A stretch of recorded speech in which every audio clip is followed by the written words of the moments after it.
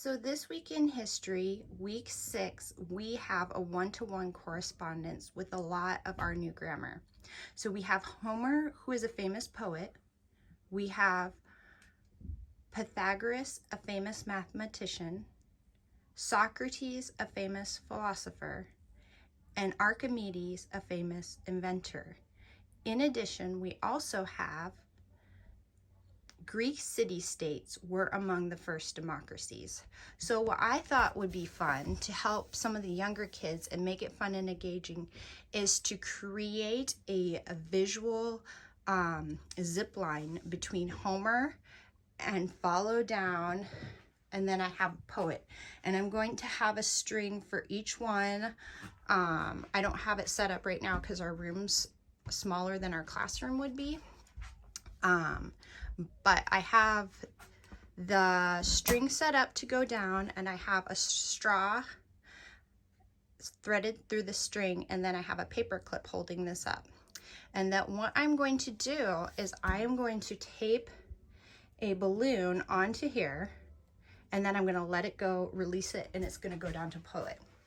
And so I'm only going to do each balloon one time, and to create engagement in the class, because that's really what this is all about. It's not to be extra.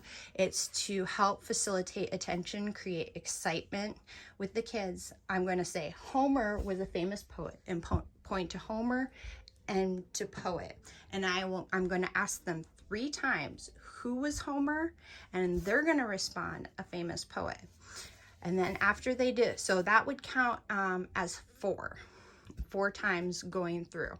And so after they do that, I'm going to tape my balloon on, and then I'm going to release it, and it's going to shoot down the zip line. Okay, so I got my balloon taped on, and I'm going to see how well this goes to film it, because it's going to go fast.